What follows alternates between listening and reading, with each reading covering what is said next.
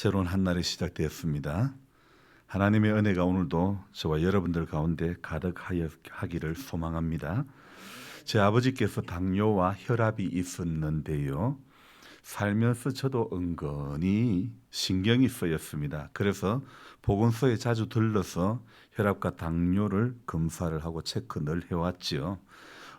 영주에 제가 병원에 가서 이렇게 혈압을 재어보니 거기에서는 디지털 기기 아주 작은 것으로 재어줬는데, 제가 사실 그 디지털 기기 작은 것은 별로 신뢰를 하지 않고 병원에 가면 팔뚝 집어넣어 가지고 이렇게 체크하는 것을 별로 신뢰를 하지 않습니다. 제가 신뢰하는 것은 청진기를 귀에다가 대고 이렇게 손에다가 이제 그 밴드를 감고 그 간호사나 선생님이 직접 이렇게 체크하는 것을 신뢰를 하는데, 그래서 이 작은 기계로 재어 보니 막 혈압이 150이나 나가고 어떨 때는 또 바로 금방 쟀는데도 120 나왔다가, 그러기 때문에 잴 때마다 다르니까 신뢰를 하지 않게 되었죠.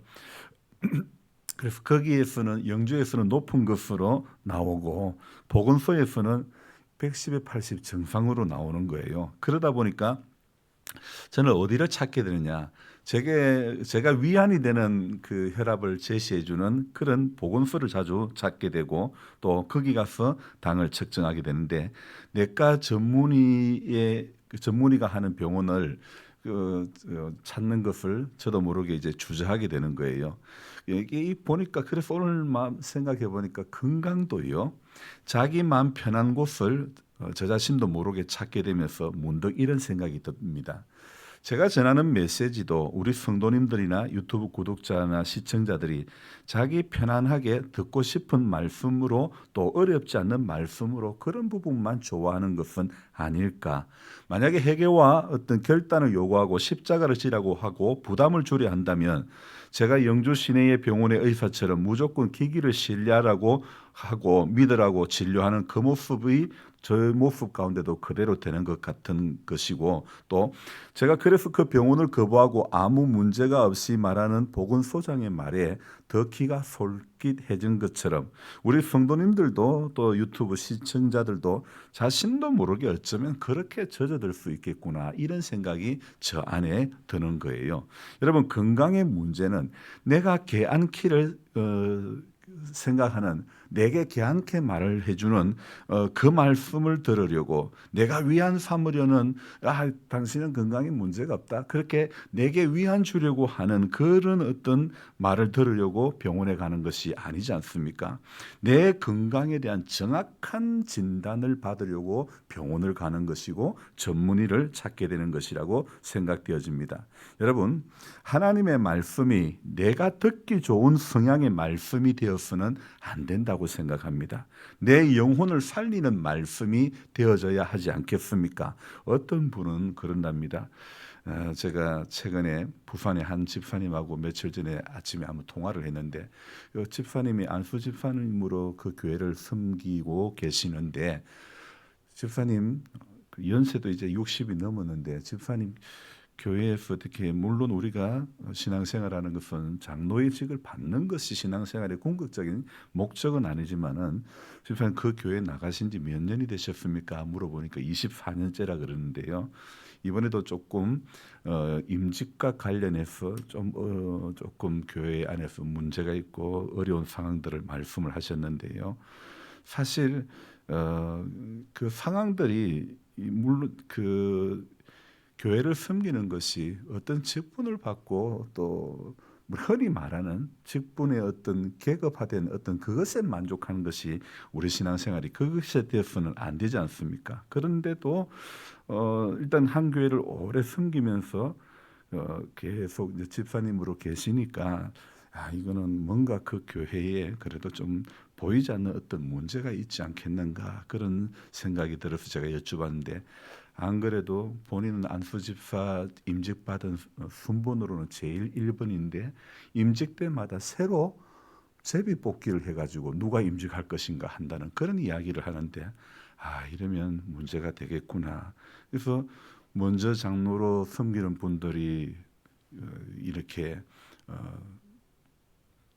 같이 생각을 합쳐가지고 이런 어떤 그 보통의 교회의 시스템대로 하지 않고 임직할 때마다 어떤 제비를 뽑아가 이렇게 한다는 것은 본인들이 하고 싶은 대로 하겠다는 그런 꼴밖에 안 되는 거죠.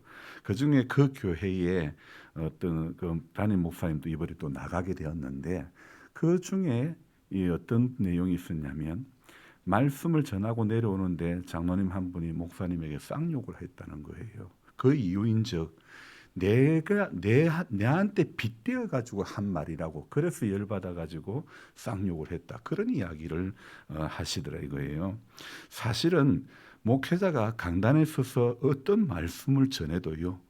어떤 누구를 특정해서 이거는 그 사람이 들어야 돼 이렇게 작정하고 전하는 사람은 저는 거의 없다고 봅니다. 하지만 이 듣는 사람이 뭔가 자기에게 찔림이 있고 이거는 내 말이야 이렇게 생각하는 거기에서부터 이 마음에 이 병이 오고 또 어떤 신뢰가 자기 마음에 들어온 어떤 그런 것 때문에 사실 동생 죽일 이유가 가인에게는 없었지 않습니까? 자기가 드린 재물을 받지 않았으면 자기 자신을 돌아봐야 될 문제지 동생을 죽일 문제는 결코 아니지 않습니까? 그런데도 사람은 엉뚱한 방향으로 가는 거예요.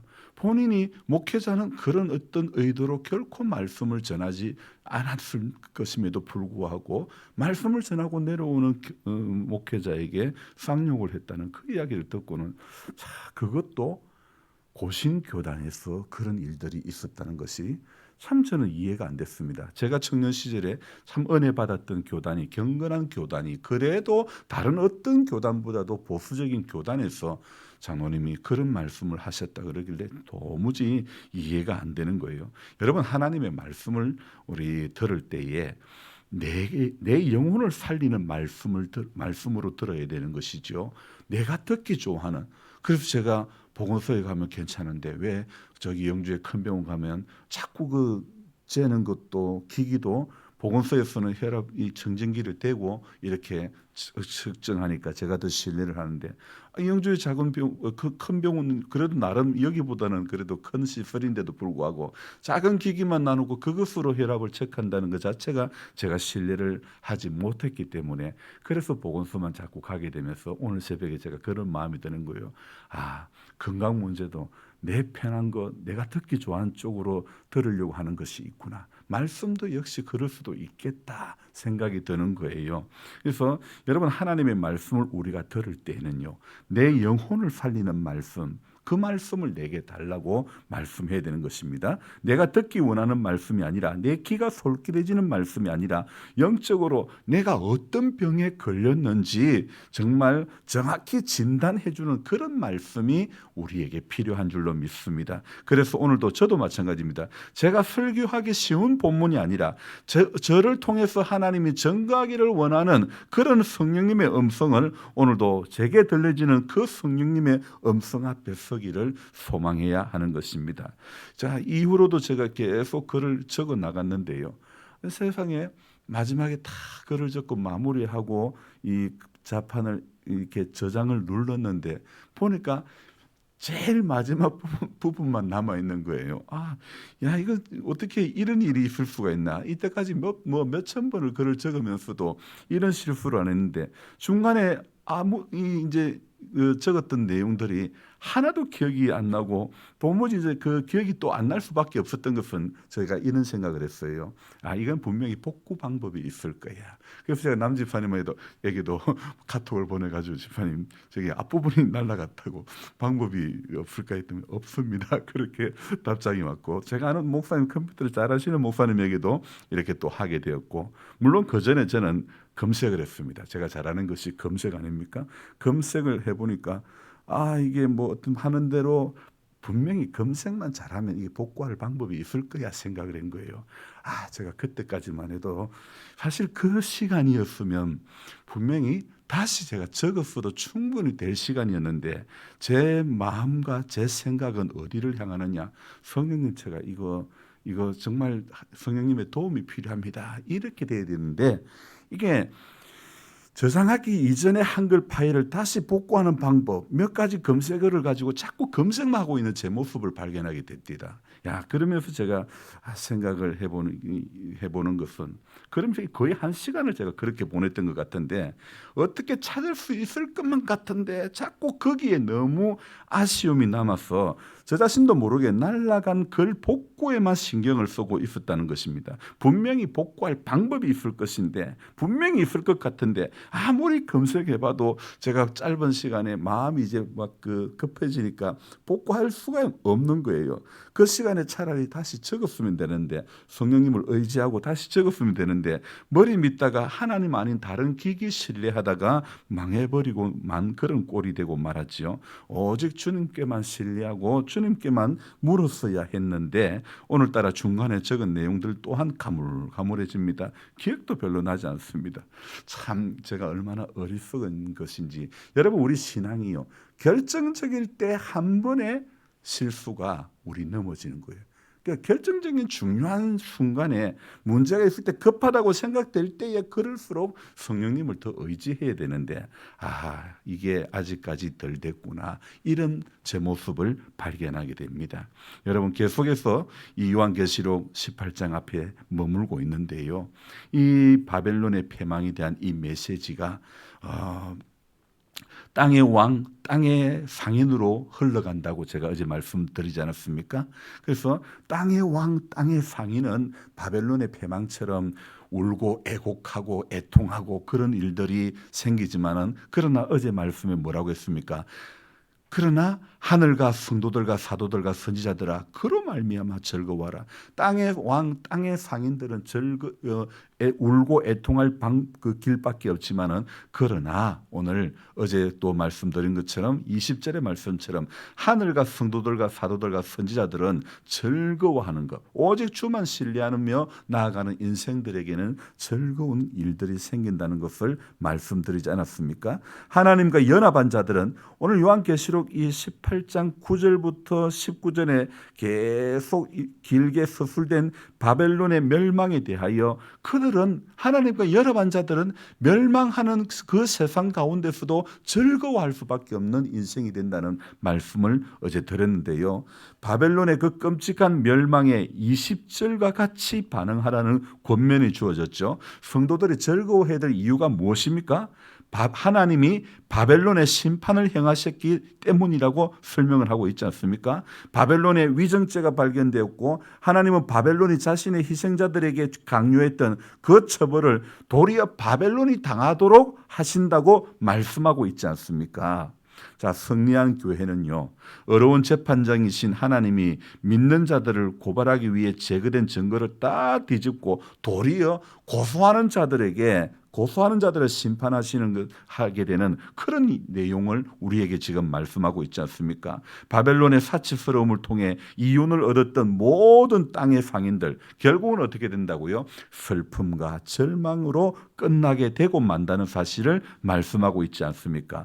그 성은 폐허가 되었도다, 무너졌도다, 계속 18장에서 반복하고 있는 것이 끝장났네, 무너졌다, 이렇게 계속 반복하고 있지 않습니까? 무엇이요? 바벨론이, 그 큰 성읍이, 그 큰 도시가 그렇게 끝장나고 무너졌고 말았다는 것을 말씀하고 있죠. 그래서 그 성은 폐허가 되었으며, 그 성에 사사로운 이익에 도움을 주었던 모든 자들의 특별한 이익도 끝나버리고 마는 것을 말씀하고 있지 않습니까? 여러분, 위기의 순간에 인간의 본성은요, 어쩔 수 없이 자기중심적이고 기회주의적인 것에만 관심이 있음을 여실히 드러나고 있고, 요한계시록 18장에서도 드러나고 있고, 오늘 아침에 새벽에 제가 적었던 글들이 다 날아갔을 때, 나 역시 위기의 순간에, 인간의 본성은요, 위기의 순간에 자기 머리에 의지하려고 하는 어리석음이 얼마나 많은지 제가 저 자신을 돌아보면서 또다시 한번 깨닫습니다. 얼마나 제가 성령님을 의지하는 사람인가, 우리가 얼마나 성령 하나님을 의지하는가 생각해 볼 때에 아무리 생각해 봐도 성령님보다는 하나님 앞에, 하나님보다는 예수님보다는 내 머리가, 내 경험과 내 지식이 조금 아는 것에 더 가까이 지려 하는, 그걸 이용하려고 하는 어리석음이 아직도 이렇게 많이 남아있다는 것이 깨달아지는 거예요. 여러분, 오직 예수님만 길인 줄로 믿습니다. 아무리 뭐 컴퓨터가 대단한 어떤 뭐 정보를 가지고 있어도요, 성령님만 못하는 줄로 믿습니다. 성령님의 지혜에 결코 도달할 수가 없는 것인 줄로 믿습니다. 아무리 인공지능이 뛰어나다 하더라도요, 하나님의 역사는, 성령의 역사는 인공지능에게 기름 부어주시지 않는 줄로 믿습니다. 오늘 저와 여러분들에게, 연약한 저와 여러분들에게 기름 부어주시고 성령님의 함께하심에 은총을 주시는 줄로 믿습니다. 그래서 불의한 세상에서 하나님의 공의가 시행되지 않다면, 성령님의 역사가 시행이 되지 않다면요, 그렇게 되지 않는다면 성도야말로 세상에서 제일 불쌍한 사람이 되는 것 아닐까요? 여러분, 하나님의 심판은요, 심판의 그 원리는 심은 대로 갚아주는 것입니다. 그 사실을 잊지 말아야 하는 것입니다. 이 사실 때문에 저와 여러분들은 주님을 오늘도 경외하는 것이며, 이 사실 때문에 주님을 신뢰할 수밖에 없는 것입니다. 그리고 오늘 21절에 뭐라고 말씀하고 있습니까? 같이 한번 읽어볼까요? 한 힘센 천사가 큰 맷돌 같은 돌을 들어 바다에 던져 이르되 큰 성 바벨론이 이같이 비참하게 던져져 결코 다시 보이지 아니하리로다. 사실 제가 뒷부분에요, 이 뒷부분도 다시 이제 복사해가지고 붙여넣고, 이제 뒷부분 적은 것은 또 남아 있었는데 어떻게 또 하다 보니까 뒷부분도 또 없어진 거예요. 참 이 사람이요, 대단히 한 번도 실수 안 했던 것도요, 이게 뭐 원치 않았지만은 그냥 한 순간에 이렇게 뭐 전부 다 날아가 버리고 말한 거예요. 오늘요, 21절에 한 힘센 천사가 있죠. 9절에 한번 봅시다. 저 8절 끝에 그를 심판하시는 주 하나님은 강한 자이심이라.